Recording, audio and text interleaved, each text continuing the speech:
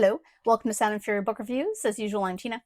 Today I'm doing a book review of Sunrise by Tea Obreht. This is a book from Random House. It came out August 11th, 2026. It's a contemporary / historical fiction. I received an ARC from NetGalley in exchange for a fair review. A compelling blend of historical and contemporary fiction, Sunrise stumbles at the starting line, has a really strong recovery, but then trips at the end. What's it about? In 2024, Nina's small engine plane crashes into a lake in the Wyoming mountains. Her boyfriend Ben, who is flying it, is nowhere to be found. Lost and freezing on the shore, Nina is armed with only a few old protein bars, a phone with no service, and a vague hope of rescue. It is up to her to survive in the vast wilderness. But then she stumbles upon Sunrise, a town of the Old West that is strangely well maintained but seemingly abandoned, a place that holds the missing link to a ghost story 100 years in the making. In 2003, Sandaw's Golden Boy Call is putting the finishing touches on the town's annual historical reenactment. But when an upstart would-be author comes to him with questions about one of Sunrise's most beloved figures, it threatens to upend everything he thought he knew about the city and himself. In 1902, town founder, gunslinger, and legendary pulp hero Anton Vargas returns to Sunrise and quickly takes charge of a group searching for a missing boy. But who really is Vargas? What does he know about the boy's disappearance? And why has he returned after such a long absence?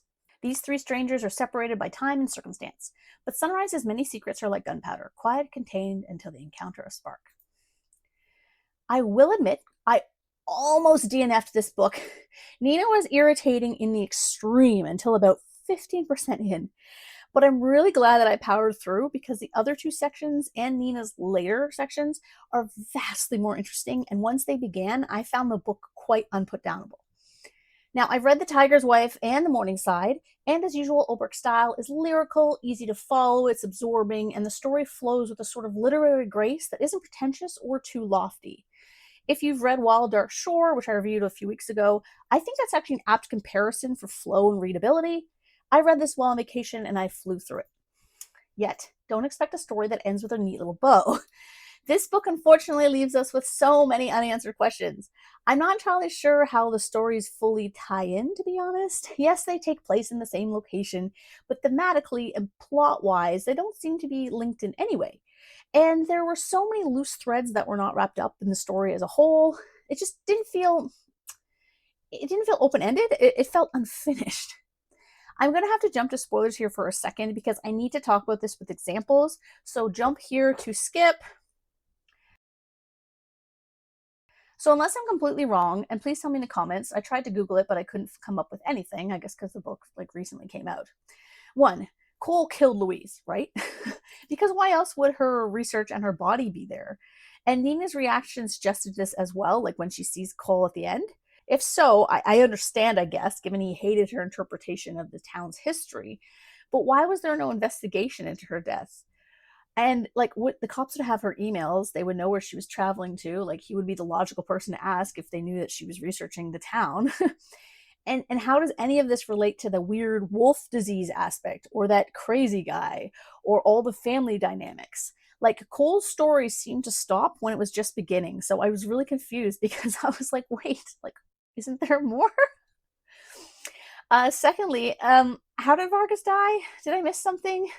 If this is intended to be unresolved, okay, that actually makes sense, and I'm totally fine with it. But compounded with Cole's unresolved storyline, it felt like a loose thread too. So if Cole's storyline had been more wrapped up, I think this would have been an interesting kind of, because that does make sense that nobody knows. So Cole has an interpretation, Louise has an interpretation, and you get Vargas's story that kind of ends before it happens. And all that makes sense. But when it's compounded with the fact that we don't know anything about Cole's kind of end result, it's just kind of didn't work.